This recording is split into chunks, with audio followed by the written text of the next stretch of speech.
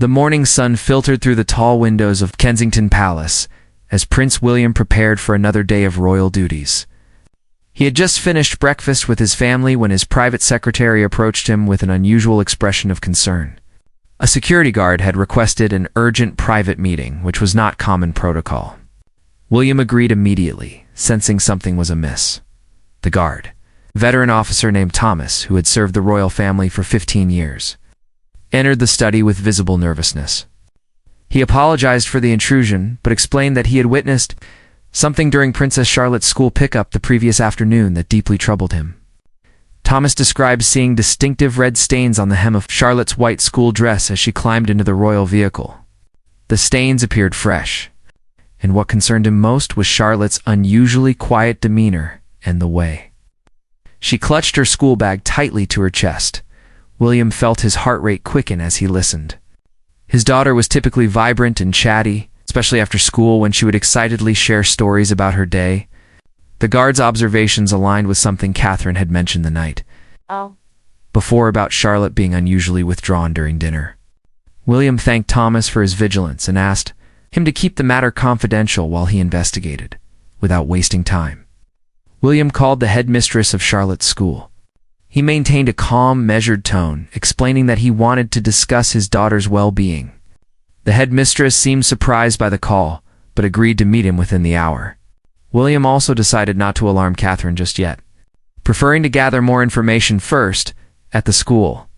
William was greeted with the usual formalities, but he quickly steered the conversation to the matter at hand. He asked if there had been any incidents involving Charlotte recently. The headmistress hesitated, then admitted that there had been a situation in the playground 2 days prior. A group of older students had been playing roughly near the younger children's area, and Charlotte had apparently tried to help a smaller child who had fallen. In the process, the child had a nosebleed. Charlotte's dress got stained while she comforted the upset youngster. William felt a wave of relief wash over him, but something still didn't add up. He asked why the school hadn't informed the family about the incident. The headmistress looked uncomfortable and explained that Charlotte had specifically requested they not tell her parents because she didn't want them to worry. She had been praised by teachers for her kindness, but had made them promise to keep it quiet. The headmistress apologized profusely for honoring a child's request over proper protocol. While William appreciated knowing the source of the bloodstains, a new concern emerged. Why would his 8-year-old daughter feel the need to hide an act of kindness from her parents? This suggested she might be carrying burdens she felt unable to share.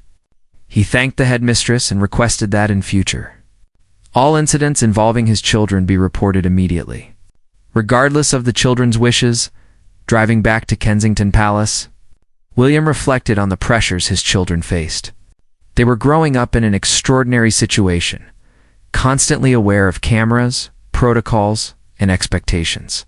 Charlotte, in particular, had always been sensitive to not causing trouble or adding to her parents' responsibilities. She'd once told Catherine that she wanted to be helpful, not a bother, which had both touched and concerned them. That evening, William decided to have a gentle conversation with Charlotte. He found her in the playroom, drawing pictures with her younger brother Louis. He asked Louis to give them a moment alone, then sat down beside his daughter on the carpet. Charlotte immediately tensed, as if expecting to be scolded. William started by telling her that he had heard about what happened at school with the child who had fallen. Charlotte's eyes widened, and she began apologizing rapidly, saying she knew she had gotten her dress dirty, and she was sorry for making extra work. William gently interrupted her, taking her small hands in his. He told her that she had nothing to apologize for, and that he was incredibly proud of her compassion and bravery. Tears welled up in Charlotte's eyes as she explained that the little boy had been crying so hard, and none of the other children knew what to do. She had remembered how her mother always stayed calm during emergencies, so she tried to do the same. She had held the boy's hand and told him everything would be okay until the teachers arrived. The blood had gotten on her dress, but she hadn't minded because the boy needed help more than she needed. A clean dress. William felt his chest tighten with emotion as he listened to his daughter's mature reasoning. He asked her why she had asked the teachers not to tell her parents. Charlotte looked down at her hands and admitted that she knew her parents were very busy with important work helping people. and she didn't want to add to their worries with small problems. She said she had heard adults talking about how much pressure the family was under, and she wanted to make things easier, not harder. In that moment, William realized that, despite all their efforts to give their children a normal childhood, Charlotte had absorbed more stress about the family's public role than they had understood. He pulled his daughter into a tight embrace and told her something he would repeat many times in the coming weeks. He explained that no amount of royal duties or public responsibilities would ever be more important than her and her siblings. William spent the rest of that evening thinking deeply about Charlotte's revelation. After putting the children to bed, sat down with Catherine in their private sitting room and shared everything he had learned. Catherine's initial relief about the innocent explanation for the bloodstains quickly transformed into concern. When William explained Charlotte's reasons for concealing the incident, Catherine admitted that she had noticed Charlotte becoming more reserved over recent months, but had attributed it to normal development as children approached their preteen years. Now they both recognized signs they had missed. Charlotte had stopped sharing minor complaints, always responded that everything was fine when asked about her day, and had become almost apologetic about normal childhood needs like requesting help with homework or asking for their time. They discussed how the unique pressures of royal life might be affecting their daughter differently than they had anticipated. While they had worked hard to shield their children from excessive media attention and maintain routines similar to other families, Charlotte was observant and intelligent. She had clearly picked up on conversations, news coverage, and the general atmosphere of responsibility that surrounded the family. William recalled his own childhood, how he had sometimes felt the weight of expectation even at a young age. His mother, Princess Diana, had worked tirelessly to ensure he and Harry felt loved and valued beyond their royal status. His father, now King Charles, had also tried to balance duty with family life, though the demands of the role often made that challenging. William had promised himself that he would do better for his own children. Yet here was evidence that despite his best intentions, Charlotte was already shouldering invisible burdens. Catherine suggested they consult with a child psychologist who specialized in helping children from high-profile families. William agreed, but he also wanted to make immediate changes to how they communicated with Charlotte. They decided to institute regular one-on-one time with each child, where the focus would be entirely on listening, without judgment or distraction. The following morning, William cleared his schedule for the afternoon, something that raised eyebrows among his staff, but which he insisted was non-negotiable. He picked Charlotte up from school himself, an unusual occurrence that delighted his daughter. Instead of heading straight home, he drove to a quiet park where they could walk and talk without the decouple formality of palace walls. As they walked along a tree-lined path, William shared stories from his own childhood, including times when he had felt overwhelmed or unsure. He told Charlotte about a time when he had broken a valuable vase at Balmoral Castle while playing and had hidden the pieces because he was terrified of disappointing his grandmother. When the broken vase was discovered, he had expected severe consequences, but instead, his grandmother had sat with him and explained that honesty was more valuable than any object. Charlotte listened intently. Seeming surprised that her father had ever been scared or made mistakes, William explained that being part of the royal family didn't mean being perfect or never having problems. He told her that everyone, including adults, needed help sometimes, and asking for support wasn't a weakness but a strength. He then addressed the incident with the blood-stained dress directly. William explained that while he was proud of her kindness toward the injured child, he was concerned that she felt she couldn't share what had happened. He asked her to promise that in the future, she would always tell him, or Catherine, about anything that happened, whether good or bad, big or small. Her experiences and feelings mattered more than any inconvenience they might cause. Charlotte seemed hesitant at first, then asked a question that broke William's heart. She wanted to know if telling her parents about problems would make the newspapers write mean things about the family. She had apparently overheard staff members discussing negative press coverage and had connected that with the idea that problems within the family should be hidden. William stopped walking and knelt down to be at eye level with his daughter. He explained that the newspapers would write whatever they chose to write, regardless of what the family did or didn't share with them. What mattered was that within their family, they were honest and supportive of each other. The opinions of strangers could never be more important than their family bond and trust. Over the next few weeks, William and Catherine implemented several changes to their family routine. They established question time each evening where the children could ask anything without fear of judgment. They also made it clear to household staff that conversations about press coverage or public opinion should never occur within earshot of the children. William also spoke with teachers at Charlotte's school, requesting they encourage her to take pride in her helpful nature, rather than feel she needed to hide it. The school agreed to implement a kindness recognition program where students who helped others would be celebrated, helping Charlotte see her compassionate actions as worthy of acknowledgement rather than concealment. Catherine began involving Charlotte in age-appropriate discussions about their charitable work, helping her understand that helping others and having needs of your own weren't mutually exclusive. They visited a children's hospital together, where Charlotte saw that even in difficult circumstances, people still asked for and received support from others. The child. Psychologists they consulted provided valuable insights into how children of high-profile families often develop what she called precocious responsibility, where they mature quickly in some ways but suppress normal childhood emotional needs. She worked with William and Catherine to create strategies for helping Charlotte maintain healthy emotional expression while developing the resilience she would need for her future role. 1. Breakthrough came during a family holiday at Anmer Hall, their country residence in Norfolk. Charlotte had scraped her knee while playing outside and had tried to quietly clean and bandage it herself. Louis had noticed and immediately told their parents. When Catherine came to help, Charlotte initially insisted she was fine and didn't need assistance. Catherine sat down beside her daughter and gently removed the inadequate bandage Charlotte had applied. As she properly cleaned and dressed the wound, she told Charlotte a story about a time when she had tried to handle everything alone before marrying into the royal family. She had been so focused on appearing capable and not causing problems that she had made herself ill with stress. It was William who had helped her understand that accepting help and showing vulnerability actually made relationships stronger, not weaker. As spring arrived, the changes in Charlotte became noticeable to everyone who knew her.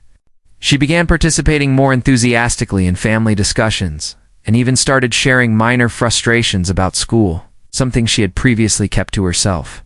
William noticed that she laughed more freely and seemed less concerned with being perpetually well-behaved.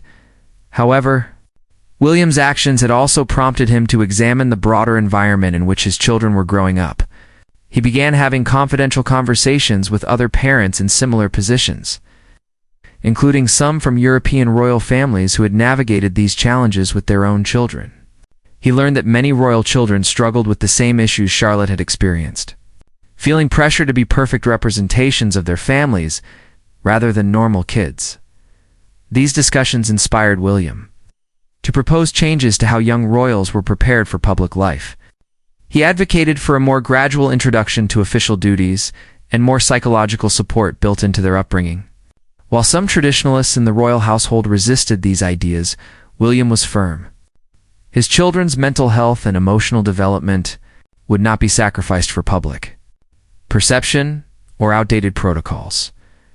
The incident with Charlotte's dress had also made William more aware of how carefully his children observed everything around them. He realized that household staff, while well-meaning, sometimes spoke about royal matters without considering that young ears might be listening. He instituted new guidelines about maintaining appropriate discretion around the children and ensuring that any discussions about family matters or public reactions occurred only in private settings. Charlotte herself began to flourish under the new family dynamics. Her teacher reported that she seemed more confident in class and was participating more in group activities. She had always been academically capable, but now she was also showing leadership, qualities that came from genuine confidence rather than a desire to please or avoid trouble. One afternoon, Charlotte came home from school with a situation that perfectly demonstrated her growth. A classmate had been spreading unkind rumors about another student, and Charlotte had confronted the behavior. The confrontation had led to the classmate's parents complaining to the school, claiming Charlotte had been bossy and interfering. The old Charlotte might have internalized this criticism and withdrawn. But instead, she came straight to her parents to discuss what had happened. William listened as Charlotte explained the situation. She acknowledged that perhaps she could have handled it more diplomatically, but she stood by her decision to speak up against unkind behavior. She wanted to know if she had done the right thing. Even though it had caused a complaint, William felt immense pride as he assured Charlotte that standing up for others, even when it was uncomfortable or led to criticism, was exactly the right thing to do. He shared examples of times when he or Catherine had faced backlash for taking principled stands on issues they cared about. The key, he explained, was to reflect on whether you had acted with good intentions and treated others with respect. Even while disagreeing with them, this conversation led to a broader discussion about the difference between being kind and being a people pleaser. William helped Charlotte understand that true kindness sometimes meant having difficult conversations or setting boundaries, not simply avoiding conflict or always agreeing with others. This was an important lesson for a young girl who would someday have significant public responsibilities.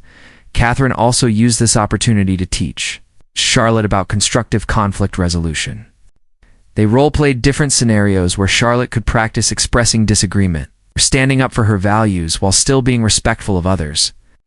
These exercises helped Charlotte develop communication skills that would serve her. Throughout her life, the situation with the complaining parents was handled diplomatically by the school, which stood by Charlotte's actions while also using the incident as a teaching moment for all students about kind and effective communication. William made sure Charlotte understood that institutions and people in authority should support children who try to do the right thing, even when it's difficult. Meanwhile, William's increased awareness of Charlotte's inner world had made him more attentive to his other children as well. He noticed that George, as the eldest and future king, sometimes displayed similar tendencies to suppress his own needs. Louis, the youngest, seemed more carefree, but William was determined to ensure all his children felt wholly able to express themselves authentically. The family began having weekly meetings where everyone, including the children, could voice concerns, make suggestions, or simply share what was on their minds. This practice normalized open communication and helped prevent the kind of silent burden-bearing that Charlotte had been experiencing. William also made a point of being present for ordinary moments. He rearranged his schedule to attend more school events, help with homework, and participate in bedtime routines. While his role inevitably required significant time away from family, he became more intentional about the time he did have with his children. One evening, several months after the blood-stained dress incident, Charlotte approached William in his study while he was working on papers. She asked if she could talk to him about something. William immediately set aside his work. Recognizing this as exactly the kind of moment he had been hoping to encourage, Charlotte explained that one of her friends at school had been acting differently lately, seeming sad and withdrawn. Charlotte was worried about her but wasn't sure how to help. She wondered if she should tell a teacher or if that would be betraying her. Friends trust. William was struck by the maturity and compassion of Charlotte's question. He talked through the situation with her, explaining the difference between keeping normal confidences in situations where adults needed to be involved for someone's safety. He praised her for noticing her friend's distress and caring enough to want to help. Together, they came up with a plan. Charlotte would talk to her friend first, letting her know she was concerned and wanted to help. If the friend shared something serious, or if Charlotte remained worried, she would speak with a trusted teacher. William also offered to speak with the friend's parents if that seemed appropriate once they knew more. This conversation demonstrated how far Charlotte had come. Instead of trying to handle everything herself or worrying about causing trouble, she had come to her father for guidance. She trusted that her concerns would be taken seriously and that asking for help was the right response, not a weakness. The situation with Charlotte's friend eventually resolved positively. With the girl getting support for some family difficulties she had been experiencing, Charlotte's initial expression of concern had been the catalyst for adults intervening appropriately. The experience reinforced for Charlotte that her instincts and feelings were valuable, and that speaking up could make a real difference. As summer approached, William reflected on how a security guard's observation about blood stains on a dress had led to profound changes in their family dynamics. What could have been dismissed as a minor incident had instead become a catalyst for important conversations about childhood, responsibility, and the unique pressures faced by royal children. William decided to take a more active role in shaping how the royal household interacted with his children. He worked with Catherine and trusted advisors to develop guidelines that prioritized the children's emotional well-being while still preparing them for their future roles. These guidelines emphasized age-appropriate involvement in royal duties, regular check-ins about how public attention affected them, and absolute priority given to their education and personal development over public relations. Considerations. The changes didn't go unnoticed by the media. Some outlets praised William and Catherine for their modern approach to parenting within the constraints of royal life. Others criticized what they saw as coddling or suggested the children needed to accept their roles and responsibilities earlier. William and Catherine largely ignored the external commentary, focusing instead on what they knew was right for their family.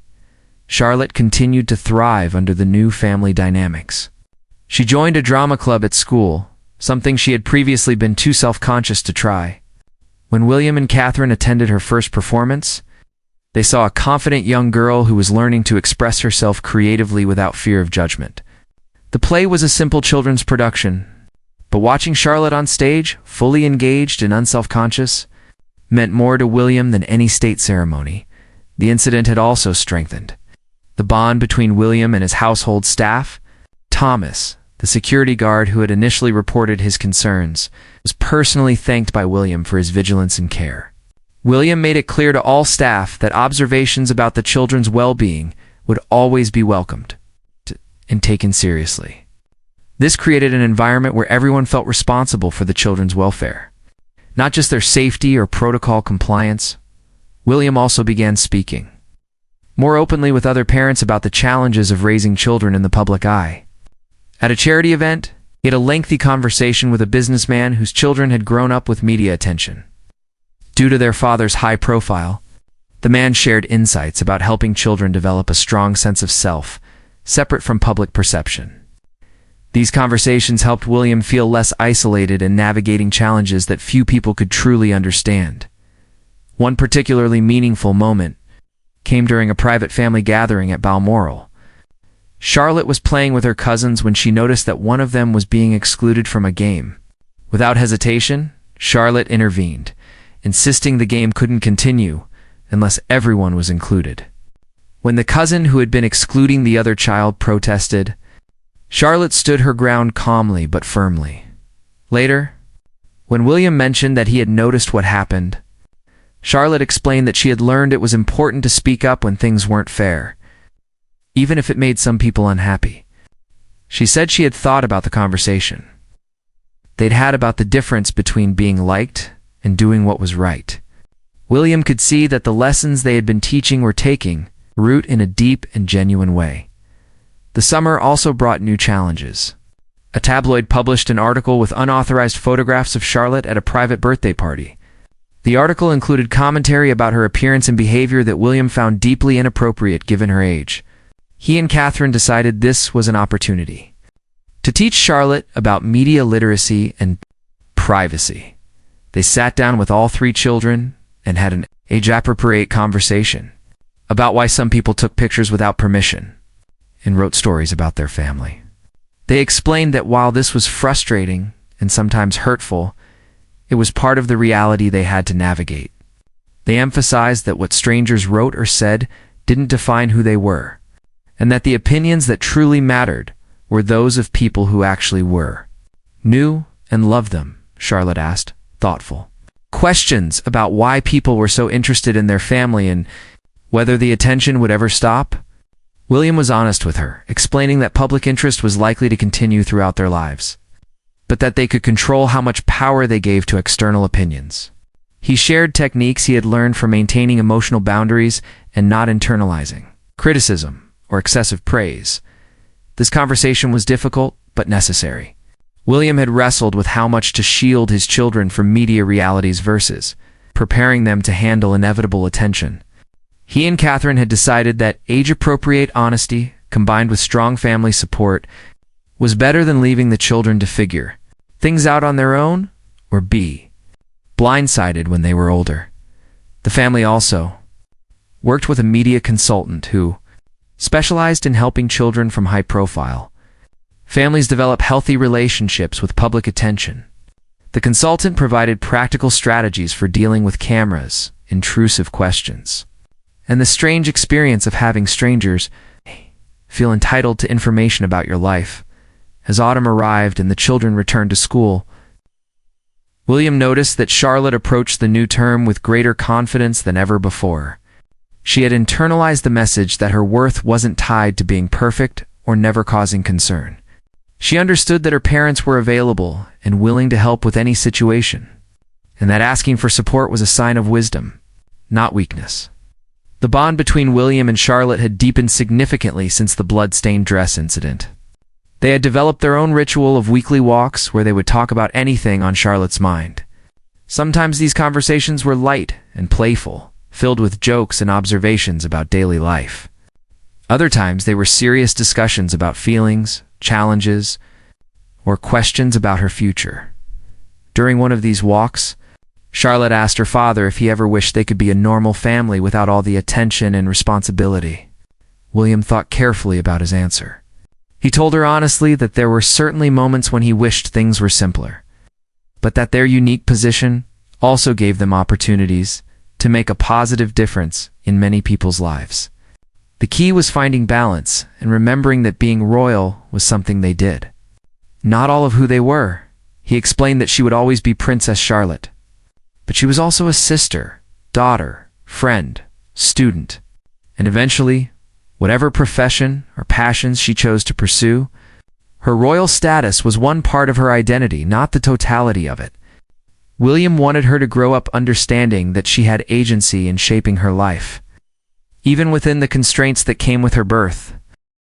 By the time winter arrived, the transformation in family dynamics was complete and felt entirely natural. The heightened awareness and intentional communication that had begun as a response to Charlotte's hidden distress had become an integrated part of how the family functioned. William no longer had to remind himself to check in with his children or create opportunities for open dialogue. These practices had become second nature. Charlotte's growth was evident in both small and significant ways. She had developed genuine friendships at school, based on authentic connection rather than trying to be whatever she thought others wanted. Her teachers reported that she was more willing to take academic risks, asking questions when she didn't, understand something rather than pretending to know, or struggling silently. The blood-stained dress incident had become a turning point that the family occasionally referenced when discussing the importance of communication. It served as a reminder that seemingly small observations could reveal larger issues, and that creating space for honesty required active effort from everyone in the family. William had also gained broader insights from the experience. He became an advocate within royal circles for modernizing approaches to raising children in the public eye. He spoke candidly with his father, now King Charles, about the differences in how they were approaching parenthood compared to previous generations. These conversations were sometimes challenging, as they touched on sensitive topics about how William himself had been raised, but they were ultimately productive. King Charles appreciated William's commitment to his children's well-being and recognized that times had changed since. William and Harry were young. The two generations of royal fathers found common ground in their shared desire to protect and nurture the youngest members of the family, while preparing them for future responsibilities. William also worked with child development experts to create resources for other royal households facing similar challenges. He believed that sharing knowledge and strategies could help prevent other children from experiencing the kind of silent stress Charlotte had endured. This initiative was conducted quietly, without public fanfare. but it had meaningful impact among European royal families. The relationship between William and the household staff had also evolved. The staff had always been professional and dedicated, but now there was a deeper understanding of their role in the children's emotional ecosystem. Thomas, the guard who had first raised concerns about Charlotte, became something of an advocate for attentive care among security personnel. He shared his experience as a case study in why security details needed to be observant of well-being, not just physical safety. As the anniversary of the incident approached, William was struck by how much had changed in 1 year.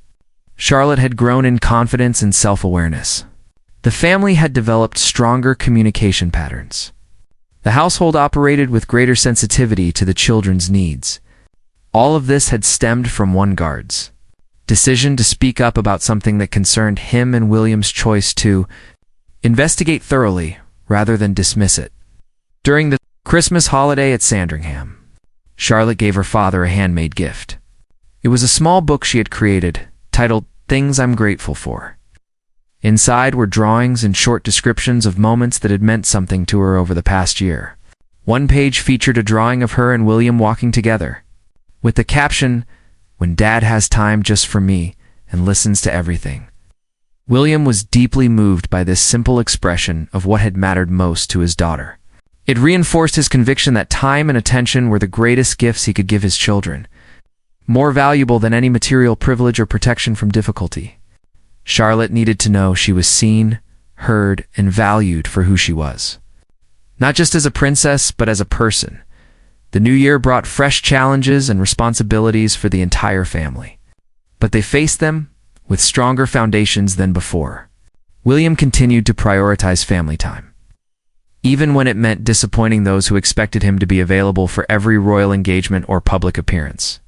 He had learned that being a good father and preparing his children for their futures required presence, not just provision. Charlotte herself seemed to understand that she was growing up with advantages, but also unique pressures. She occasionally asked thoughtful questions about fairness and why some families had more than others. William and Catherine used these moments to teach about responsibility, service, and using privilege to help others rather than simply enjoying it. The incident with the bloodstained dress had taught William that sometimes the most important parenting moments came from unexpected places. A security guard's observation, a child's attempt to hide an act of kindness, a stained dress, these small details had opened a window into his daughter's inner world that might otherwise have remained closed until more serious problems developed. William made a commitment to himself and his family to remain vigilant and responsive to such signals. He knew that as his children grew older, the challenges would evolve and change. Charlotte would face different pressures as a teenager than she did as an 8-year-old. George would eventually feel the full weight of his future role as king. Louis would need to find his own path as the youngest child with fewer defined expectations. But the fundamental principles would remain constant. Open communication, unconditional love, attention to emotional well-being, and the understanding that being royal was part of their identity, but not all of who they were. William was determined that his children would know they could come to him with anything. Whether it was blood on a dress or deeper struggles, as Charlotte grew and matured, she would look back on this period as a time when her family had truly seen her and responded to her needs.